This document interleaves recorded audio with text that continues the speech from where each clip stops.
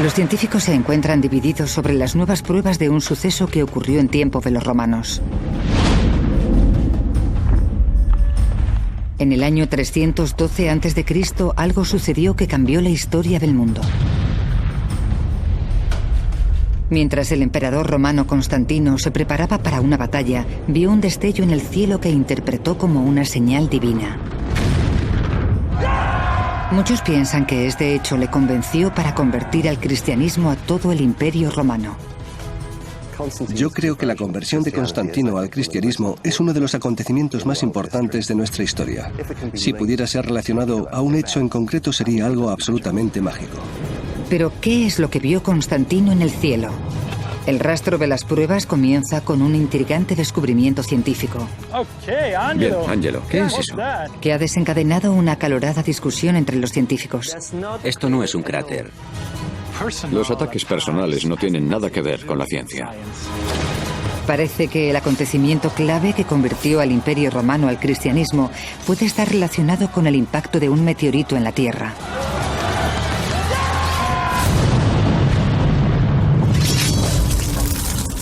Ciencia al desnudo. Destellos de Cristo.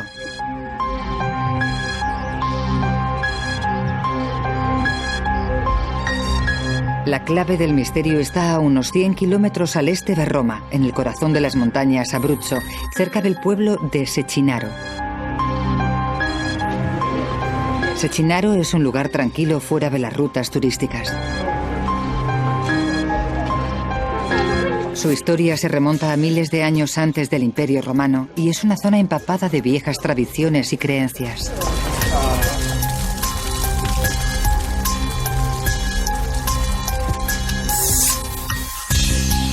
Hace unos años, el geólogo sueco Jens Ormo iba haciendo senderismo por las montañas cercanas cuando hizo un descubrimiento asombroso en una zona conocida como la meseta del Sirente. Empecé a caminar y no vi nada, porque todo era una meseta verde. Conforme me iba acercando, seguía sin ver nada en realidad. Y de repente apareció el borde que se levantaba justo delante de mis narices. En realidad es una colina, tienes que subirla. ¡Wow! El lago circular, fuera de lo común, con sus bordes elevados, despertó la curiosidad de Ormo, que decidió empezar a investigar. Me pregunté, ¿qué demonios ha podido formar esta estructura?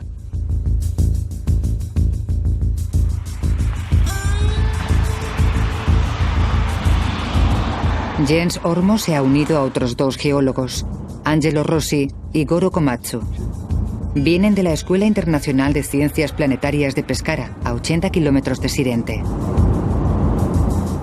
Creo que está ahí. Los tres regresan para mirar más a fondo esa extraña estructura. ¿Qué opináis? Veamos. Tenemos que medir esto. Sí, es bastante alto y es muy ancho. El borde elevado les intriga en particular y quieren determinar las dimensiones exactas. Ahí vale, sube y quédate ahí. 70. El borde no es muy normal. Lo que más me llama la atención es su regularidad. No es exactamente igual por los lados, pero va cambiando de forma de manera regular. Tiene una forma muy interesante y me intriga saber cómo sube y baja.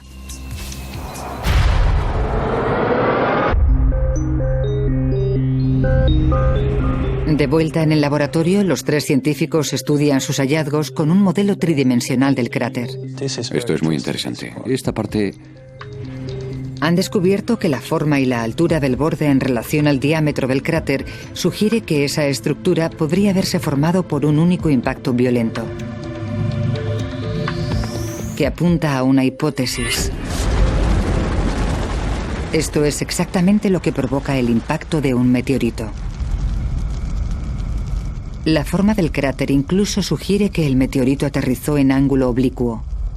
Es muy interesante la forma de gota que tiene, lo que indica que impactó en ángulo, en un ángulo de menos de 45 grados. Jens Ormo cree que han dado con el cráter de meteorito registrado más antiguo de Italia. Puede que el pueblo de Sechinaro sea el lugar donde haya tenido lugar uno de los impactos menos conocidos de la historia, pero por ahora Jens Ormo no tiene pruebas. Solo hay 2 cosas que se pueden utilizar para demostrar la colisión: pruebas del choque o restos de componentes meteóricos. Así que han vuelto al lago en busca de trozos del meteorito. A menudo suelen contener metal, y utilizando un detector de metales, Rossi busca pistas en el borde del lago. Puede que sea un antiguo merendero. Una herradura. Rossi no ha tenido mucha suerte, y Ormo y Komatsu han tomado muestras del suelo del borde. Los análisis en el laboratorio podrían revelar pistas delatoras de un posible impacto. Veremos si a estos minerales les ha afectado algo.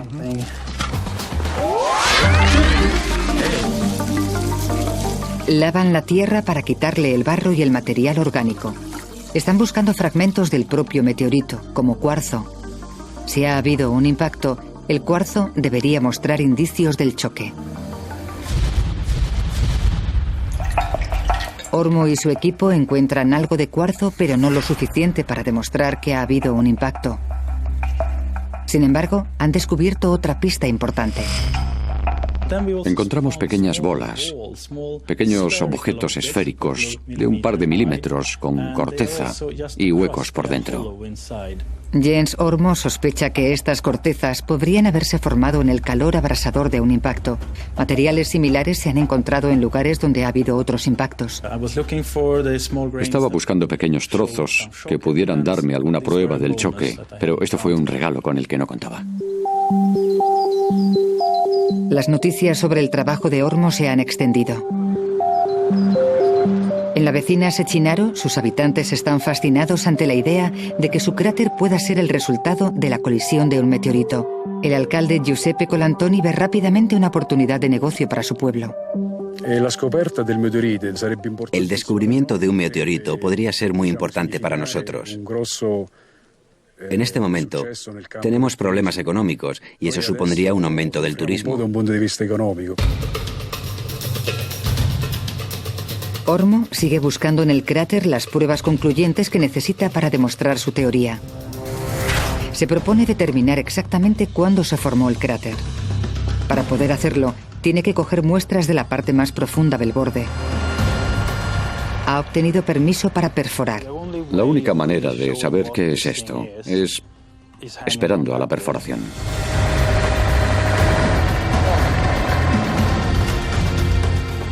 Perforan el borde, penetrando hasta la capa de tierra original que hay debajo y extraen muestras.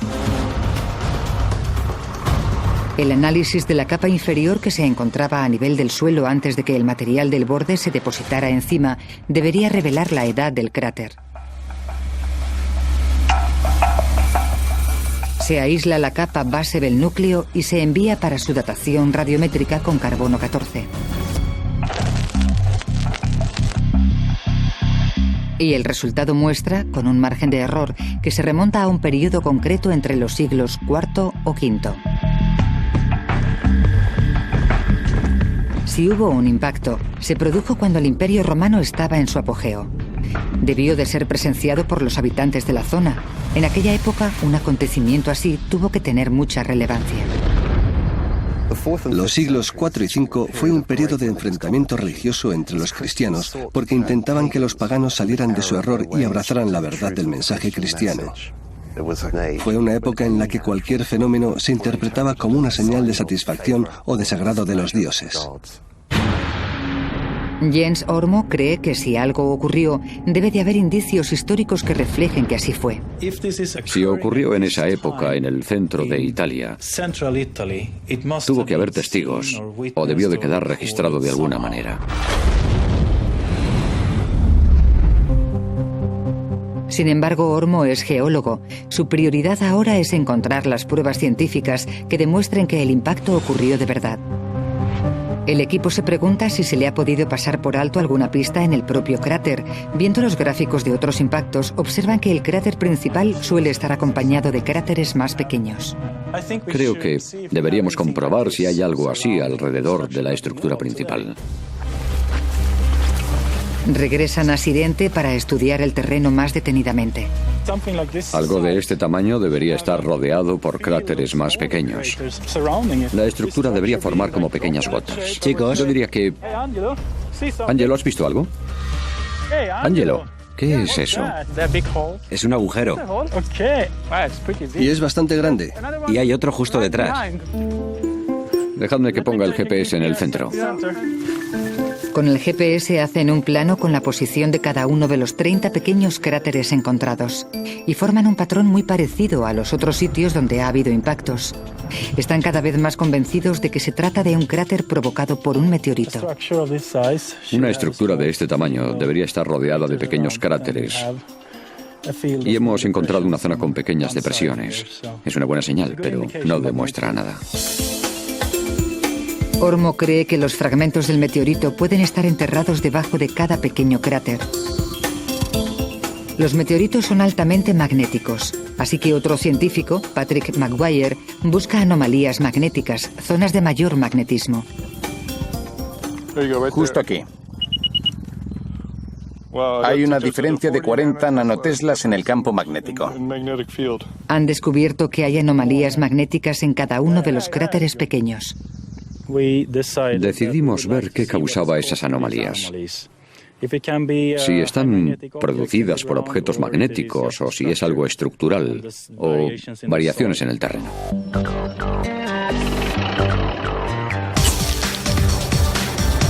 El equipo de Ormo consigue permiso para excavar en 2 de los cráteres pequeños en busca de restos magnéticos. Después de excavar a una profundidad de 10 metros, descubren que los restos han formado túneles que profundizan aún más. No consiguen encontrar fragmentos del meteorito.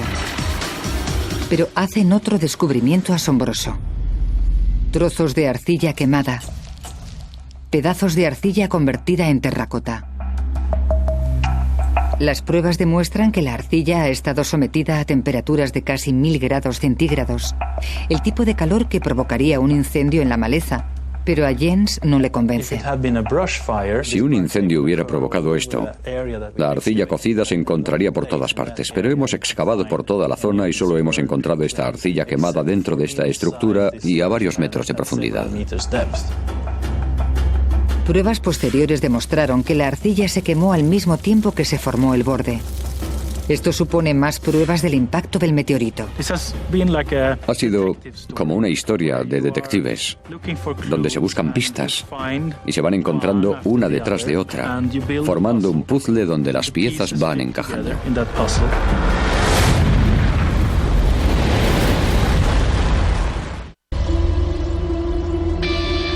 El especialista estadounidense Clark Chapman, del Centro Sudeste de Investigación de Colorado, ha seguido de cerca el trabajo de Ormo. Intrigado por sus hallazgos, ha visitado la meseta de Sirente para estudiarlo más de cerca. El tamaño de este cráter está por encima de los 100 metros de diámetro. Solo unos cuantos cráteres de este tamaño se han formado en los últimos 1600 años, y no son muchos en proporción al tamaño de toda la superficie terrestre, y es muy sorprendente que se haya encontrado este en Italia. Chapman cree que un cráter de ese tamaño es probable que se haya formado por el impacto de un meteorito de 10 metros de diámetro y tiene una teoría respecto a la forma de gota del cráter. Es muy común que los meteoritos se rompan antes de impactar. Hay un grupo de cráteres en Australia conocidos como los cráteres Henbury, donde el cráter principal es en realidad 2 cráteres unidos, lo que explicaría, en este caso, la forma que tiene. Los científicos han estudiado qué puede originar que un meteorito se fragmente.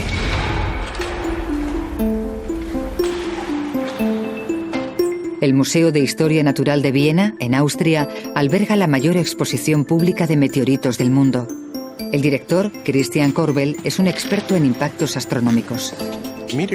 Los meteoritos viajan a gran velocidad, puede que a 10, 20 o 30 kilómetros por segundo. Cuando atraviesan la atmósfera sufren una gran fricción y pueden romperse de manera que impactan en la Tierra en grupo. Y eso es lo que pudo pasar en Sirente.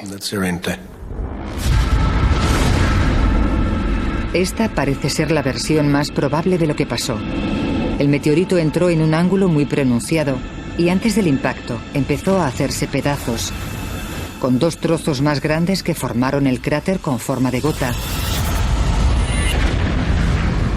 y una lluvia de fragmentos menores formaron una serie de cráteres más pequeños. En unos segundos se produce una enorme explosión. Sientes como el suelo tiembla y hay sucesión de ondas sísmicas y de viento. En varios kilómetros a la redonda hay una lluvia de barro y piedras. Si estás justo en el sitio donde impacta, acabas abrasado. Esta historia ha llamado la atención de la prensa. La noticia ha llegado a oídos de un historiador local, Roberto Santilli, lo que despierta su curiosidad. Empecé a pensar que era muy raro que semejante acontecimiento no estuviera registrado. Y recordé entonces la leyenda local que lo explicaría todo. Santilli contacta con Ormo para contarle esa historia. Tiene que conocer una leyenda que describe un aterrador acontecimiento que ocurrió aquí en Cecinaro.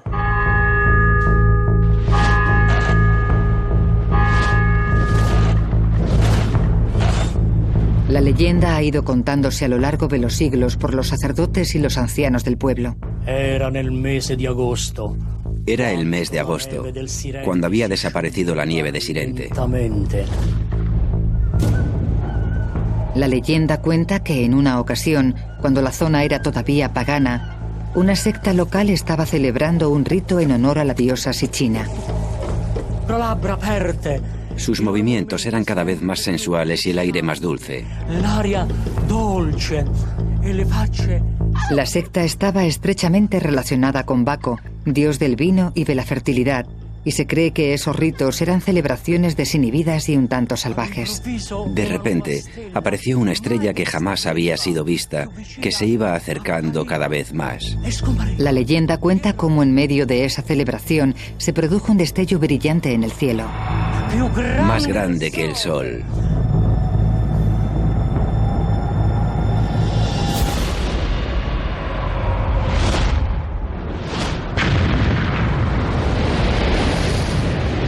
Un tremendo estallido sacudió la montaña.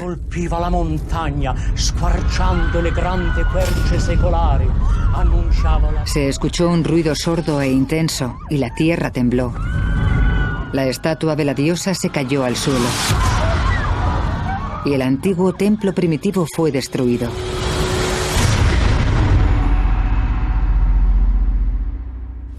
Todo quedó en silencio. Parecía como si la montaña jamás hubiera existido y se hubiera convertido en un sepulcro. Esta historia proporciona la evidencia histórica que Jens Ormo y sus colegas estaban buscando. Lo que realmente me convenció es cómo la gente describió el acontecimiento. Dijeron cosas como ese objeto en el cielo era más brillante que el sol o algo hizo temblar la tierra, que es exactamente lo mismo que han dicho testigos que han visto caer meteoritos recientemente. Pero ese no es el final de la historia que cuenta la leyenda. También relata que la secta asumió que la destrucción fue obra del dios cristiano e inmediatamente todos se convirtieron al cristianismo. Una iglesia se erige en el lugar exacto donde estaba el templo pagano a la diosa. Ese es el fresco. Dentro hay una imagen de la Virgen María cuando se apareció a los conversos en las ruinas del templo. Pero la iglesia de Sechinaro, donde estaba el templo pagano, está a 8 kilómetros del cráter.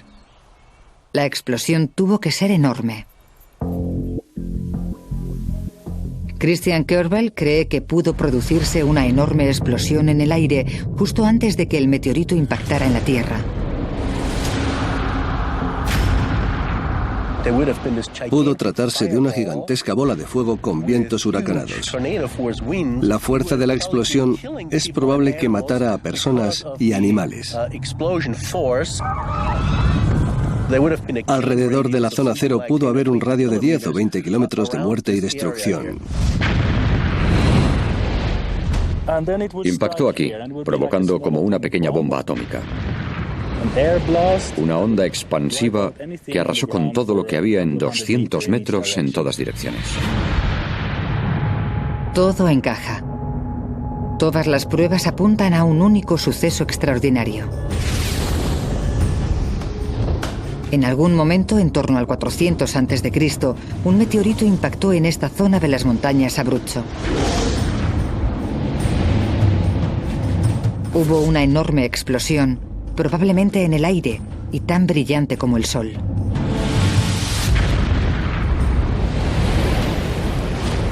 La temperatura posterior a la colisión posiblemente alcanzó cientos de grados. El fuego lo arrasó todo en varios kilómetros, y en las montañas de Sechinaro vieron el destello y sintieron el temblor.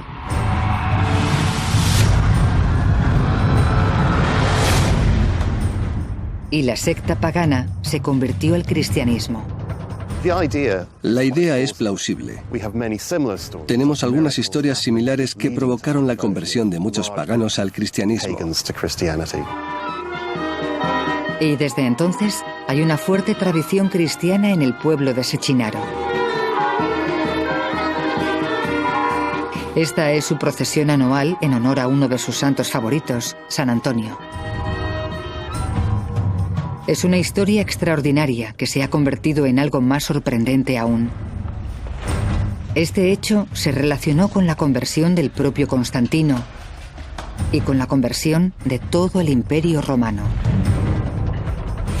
A 100 kilómetros de Sechinaro, a las afueras de Roma, Constantino y su ejército se preparaban para librar la batalla de sus vidas. Estaban a punto de enfrentarse al ejército enemigo que les superaba en número. Mientras se preparaban para la batalla, algo extraordinario captó su atención.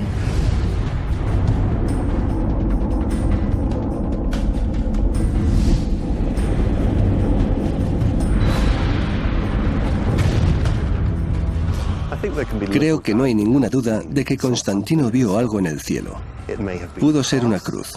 Pudo ser una cruz con la parte de arriba curvada. Como resultado de esta visión, Constantino se convenció de que el Dios de los cristianos iba a ayudarle en la batalla. Animó a sus soldados para que pintaran el crismón, el monograma de Cristo en sus escudos, que incluía las dos primeras letras del nombre de Cristo en el alfabeto griego. Confiaba en que esto le concedería la victoria.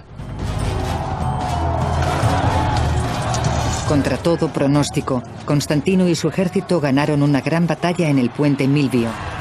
Esa victoria cambió el curso de la historia.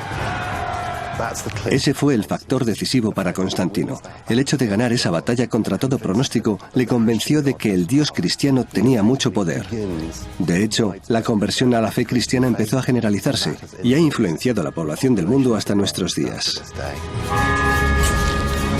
El descubrimiento de Ormo en Sirente se ha hecho notorio en todo el mundo.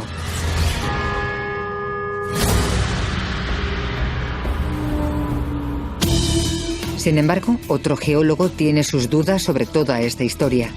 Fabio Esperanza trabaja para la institución geológica más prestigiosa de Italia, el Instituto Nacional de Geofísica y Vulcanología. Se crió en el Abruzzo y aún tiene casa allí. Conoce muy bien la zona y el cráter de Sirente. Sinceramente pensé que todo esto era ridículo. Para mí son tonterías. Es completamente imposible que fuera un meteorito. Esperanza, junto a Leonardo Sagnotti, un compañero de la sede de Roma, viajan al Abruzzo para llevar a cabo su propia investigación. Soy un apasionado de la geología y me lo he tomado como algo personal. No sé cómo explicarlo, pero tenía que hacerlo. En su viaje por el Abruzzo determinan que hay muchos otros estanques parecidos.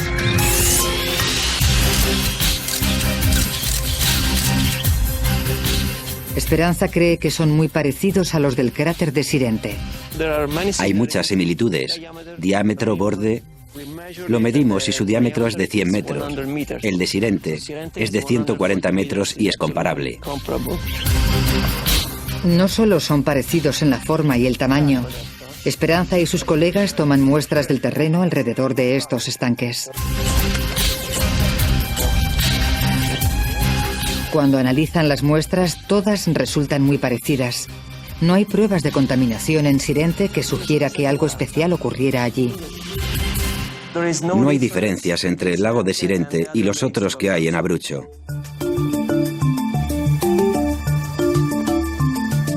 Esperanza cree que toda la teoría del meteorito nace del desconocimiento que los otros científicos tienen de la zona. Estaba seguro de que si esa gente hubiera conocido bien ese paisaje, no hubieran contado semejante historia. Esos pequeños lagos son utilizados para dar de beber al ganado, especialmente a las ovejas. Millones de estos animales han estado pastando en estas montañas desde mucho antes de la época romana. Esta era una zona ideal para las ovejas, una tierra con buenos pastos, pero el principal problema es que no había agua. La ausencia de aguas superficiales en esta región es debido a que las montañas de Abruzzo son de piedra caliza. Excepto en algunos lugares aislados, el agua se pierde por cavernas y corrientes subterráneas. Esperanza afirma que es sobradamente conocido que los pastores excavaron a mano estos lagos, el de Sirente y los otros, para proporcionar abrevaderos a sus ovejas. Los hicieron en zonas donde el terreno permitía mantener agua estancada, y rechaza la idea de que son demasiado grandes como para haber sido hechos por el hombre. Es absurdo decir que es imposible que el hombre pudiera haberlos hecho en la época romana. Los romanos crearon el Panteón, el Coliseo, enormes puentes y acueductos, y estos lagos son fáciles de cavar, ya que el terreno es blando. No es nada complicado. Esperanza cree que la situación del lago de Sirente, al igual que la de los demás, fue elegida cuidadosamente. Estas fotos tomadas en Sirente cuando los valles se inundan y el cráter almacena el agua, muestran cómo el terreno de esta zona es capaz de retener el agua. No creo que, casualmente, un meteorito fuera a caer en el punto exacto donde es más fácil que el terreno retenga el agua. Y por esta razón, creo que este lago está hecho por el hombre. Esperanza está convencido de que el mal llamado cráter es una creación del hombre y que no hay necesidad de recurrir a algo tan extraordinario como el impacto de un meteorito. Esperanza confía en poder rebatir la teoría de Jens Ormo, por lo que recurre a un equipo de Roma para que lleve a cabo su propia investigación científica. Los geólogos italianos que estudiaban la zona se sintieron un poco ofendidos con esta teoría, porque no estábamos en medio de África, en una zona sin explorar. Muchos geólogos ya han estudiado esa zona y no pensaron en ningún momento que se debiera a la colisión de un meteorito. Este grupo realiza su propia investigación en la zona. Utilizan un instrumento que mide la resistencia eléctrica del terreno para obtener una imagen de las capas subterráneas hasta una profundidad de 90 metros. Comienzan en uno de los cráteres más pequeños alrededor del lago para dibujar un corte transversal de las diferentes capas. Al observar los resultados en el laboratorio se ve una capa de piedra caliza que se muestra en rojo. En algunos lugares, la capa de piedra caliza se ha erosionado por acción del agua, formando cavidades subterráneas. Y observan que los pequeños cráteres de la superficie coinciden con estos agujeros de piedra caliza. Esto es fantástico. Hay un gran agujero en la piedra caliza justo por debajo de los cráteres pequeños. Esperanza concluye que los cráteres son simplemente depresiones naturales provocadas por la erosión de la piedra caliza.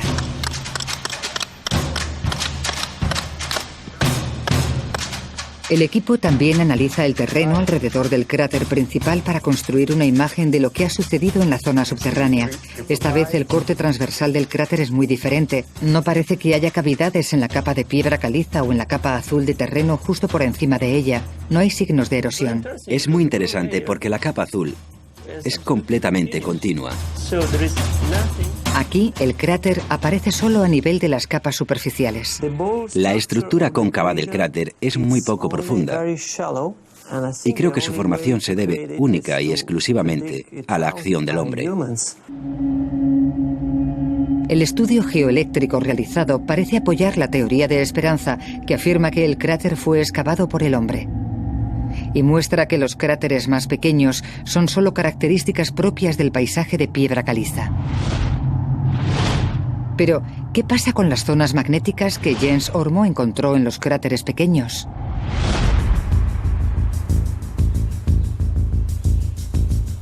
El equipo de Esperanza decide realizar aquí también su propio estudio. Y descubren que los niveles magnéticos son más elevados en los cráteres pequeños. Pero descubren que el magnetismo aumenta en las partes del terreno más grueso. Creen que el magnetismo en los denominados cráteres pequeños se debe simplemente a una acumulación de tierra que ha rellenado la cavidad subterránea donde la roca caliza se había erosionado. Esperanza y su equipo dan un paso más en el estudio magnético. Al contrario que Jens Ormo, deciden investigar el cráter principal. Para hacer las mediciones, coloca un magnetómetro en un bote neumático. Si hubiera un meteorito enterrado, deberían aparecer pruebas de ello. Los meteoritos tienen una fuerte carga magnética. Es la materia más magnética que podemos encontrar en la Tierra. Sin embargo, el cráter principal no muestra altos niveles de magnetismo. Este es el mapa de anomalías magnéticas del cráter y como se observa, no hay ninguna anomalía. Esperanza calcula incluso el magnetismo que debería haber si hubiera un meteorito enterrado aquí. Si hubiera un meteorito aquí, a una profundidad de 40 metros, la imagen debería ser esta. Debería mostrar una enorme anomalía magnética. Pero aquí no hay ninguna señal. Esta es la prueba definitiva de que no hay ningún meteorito enterrado debajo del cráter de Sirente. En realidad no es ningún cráter. Ahora es momento de dar a conocer sus resultados en todo el mundo. Los titulares reflejan el profundo y a veces encarnizado desacuerdo entre los científicos. Creo que es absurdo continuar con este asunto. Es hora de abandonar esa hipótesis del impacto de un meteorito. Sin embargo, mientras gran parte de la gente parece que acepta que la teoría del meteorito es solo un mito, muchos habitantes de la zona siguen sin estar convencidos.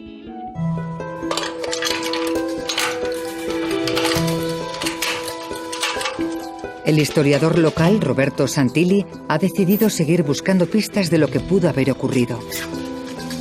Y revela otra escalofriante versión de la leyenda, publicada en un libro escrito en el siglo XIX por un hombre llamado Filippo Fabrici. Cuenta que después del acontecimiento en Sirente, muchos paganos culparon a los cristianos de la destrucción y emprendieron una masacre como represalia. El libro cuenta que los paganos locales capturaron a todos los cristianos que pudieron, los metieron en el templo y los asesinaron a modo de venganza. Además, Santilli ha descubierto otra enigmática historia. No lejos de aquí, en Castelvecchio, hay una catacumba construida en la ladera de una colina, conocida localmente como la Colina de los Muertos. En 1943, unos niños descubrieron estas catacumbas. Uno de ellos, Eugenio Pignatelli, es hoy el guardián de este lugar. Entro yo, El lugar fue examinado posteriormente por un sacerdote designado por el Vaticano.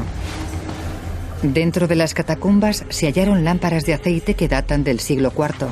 También se encontraron inscripciones del crismón, el símbolo que los soldados de Constantino pintaron en sus escudos. De manera insólita, las tumbas interiores están amontonadas con restos humanos, incluso con 3 cueros por tumba. Y los cráneos dan muestra de una muerte violenta. El informe del Vaticano concluye que algo terrible debió pasar. Parece que hay indicios de una masacre de cristianos. Las fechas y los cuerpos apoyan la leyenda y la posible colisión de un meteorito en torno al año 400 de nuestra era.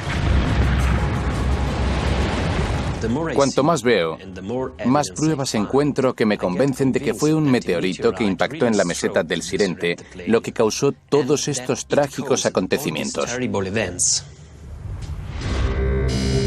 No todo el mundo está de acuerdo con los argumentos científicos esgrimidos por Esperanza. El experto en impactos astronómicos Christian Keber cree que la ausencia de anomalías magnéticas en el cráter principal podría explicarse fácilmente por la composición del meteorito. Hay meteoritos de piedra y meteoritos de hierro. Los meteoritos de hierro son muy duros y resistentes, como un trozo de acero. Los meteoritos de piedra están formados por minerales y son porosos y de fácil fragmentación, y pueden desintegrarse y erosionarse durante cientos de años, por lo que la anomalía magnética también se dispersaría, y no quedaría nada significante.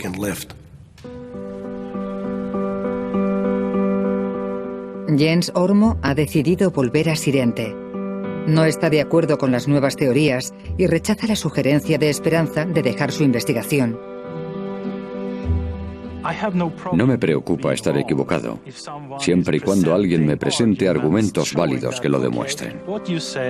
Lo que yo digo tiene base científica. Los ataques personales no tienen nada que ver con la ciencia. Ormo ha estudiado los hallazgos de Esperanza. Él cree que el perfil trazado del cráter es fascinante y que de hecho refuerza su teoría. Le recuerda a otros cráteres provocados por colisiones de meteoritos. Lo más interesante del corte transversal es que las capas de sedimento están así. Si lo comparamos con el cráter de Odessa, en Estados Unidos, se puede ver la misma acumulación de sedimentos. Y yo creo que eso, a pesar de que esto lo ha hecho el equipo contrario, aporta una de las mejores pruebas de que se trata de un cráter por impacto de meteorito. Jens Ormo ha reunido a su equipo de nuevo en Sirente. No están dispuestos a dejar la investigación. Quisieran perforar otra vez para encontrar más pistas que les lleven a demostrar que el cráter fue provocado por un meteorito. Pero la zona es un parque regional y las autoridades se inclinan a aceptar que es hora de dejar de investigar. Jens Ormo necesitará aliados si quiere seguir con esto, y en Sechinaro se está tramando un plan para intentar solucionar este asunto.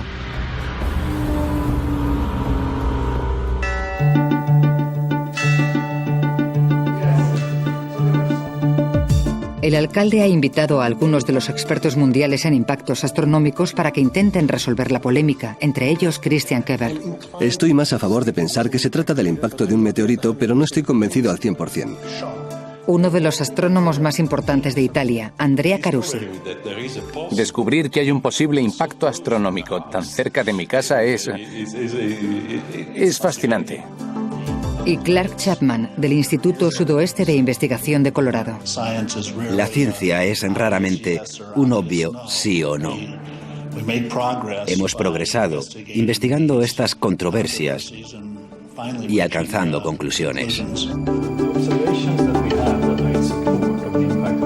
El comité solicita a Jens Ormo que exponga sus motivos para continuar con la investigación científica.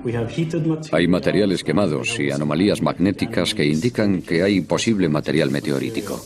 El comité está de acuerdo con Jens Ormo en que lo mejor es perforar de nuevo. La única prueba de un impacto que podría encontrarse estaría bajo el lago en el centro del cráter. Pero esta vez quieren perforar en el centro del cráter. Las autoridades del parque temen que esto pueda dañar al lago. Temen que si hay una cavidad de piedra caliza debajo, el lago podría desaguarse. Esto no es como una bañera. Esto no es como quitarle el tapón del desagüe para que se vaya el agua. El comité del alcalde envía un dossier de documentación a las autoridades del parque para su consideración.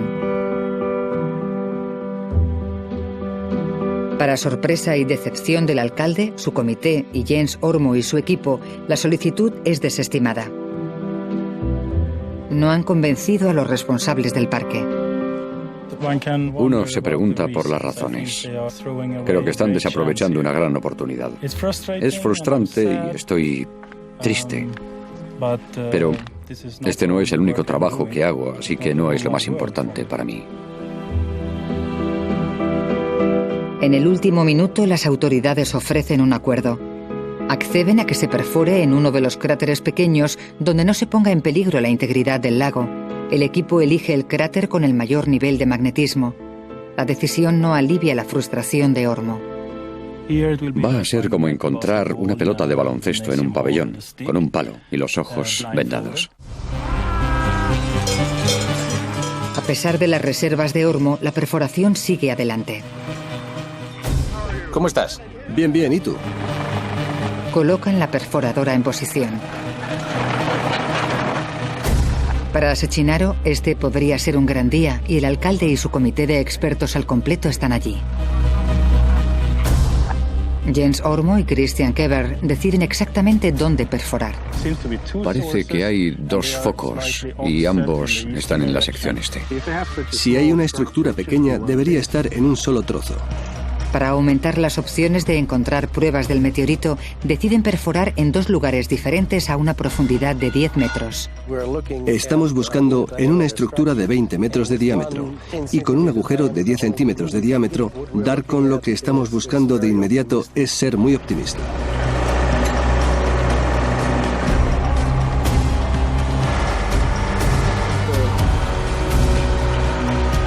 La primera perforación llega a la piedra caliza a unos 10 metros. Conforme van saliendo las muestras, las examinan rápidamente en busca de marcas fuera de lo común. Pero no hay nada. A menos que fuera un meteorito de piedra caliza, creo que debemos seguir intentándolo. Christian Keber decide perforar en el centro del cráter. La geofísica ha tenido su oportunidad. Ahora es el turno de la intuición. Pero algo en las muestras llama la atención de Keber. Lo que veo es que esto está un poco más oscuro. Aquí, aquí y aquí. Esas pequeñas inclusiones podrían ser interesantes, pero no sabremos lo que es hasta que hagamos un análisis químico. Cualquier resto del meteorito podría ser diminuto. Christian Keber necesita llevar las muestras a su laboratorio en Austria para estudiarlas en el microscopio. Claro que me gustaría tener un trozo de meteorito en la mano, pero todavía queda una esperanza. Ni siquiera hemos examinado las muestras que hemos extraído.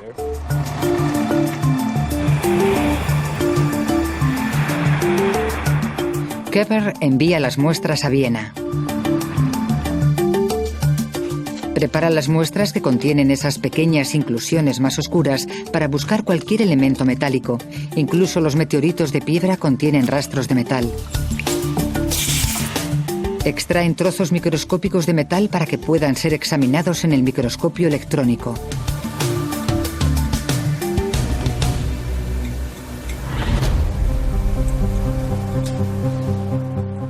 Hay algunos granos blancos.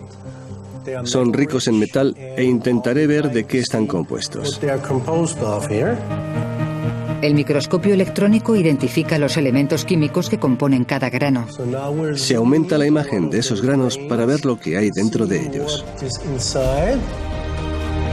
Keber busca hierro y níquel, una combinación de elementos químicos que indicará si este fragmento es de un meteorito. Lo que vemos aquí es que hay mucho hierro, algo de titanio, pero desgraciadamente no hay níquel, así que no es material extraterrestre. Este resultado es decepcionante, pero Keber no se rinde. Se pueden hacer más pruebas. Tenemos aún alguna probabilidad de encontrar algo, aunque creo que a juzgar por lo que hemos visto hasta ahora, parece estar claro que no hemos perforado en el lugar adecuado. Yo creo que las probabilidades de que se trate del impacto de un meteorito son de más del 50%. Y Jens Ormo mantiene su teoría. Tengo que trabajar más duro. Intentaré que la perforación se haga en el cráter principal. Y seguro que ahí es donde encontramos fragmentos del meteorito. Pero es como encontrar una aguja en un pajar.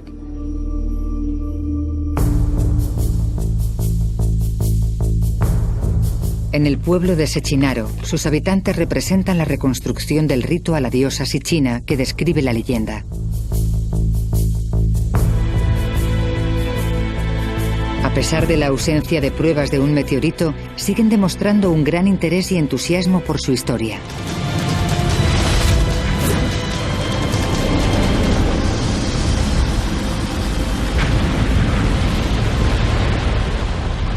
Pero la respuesta definitiva al misterio sigue siendo inalcanzable.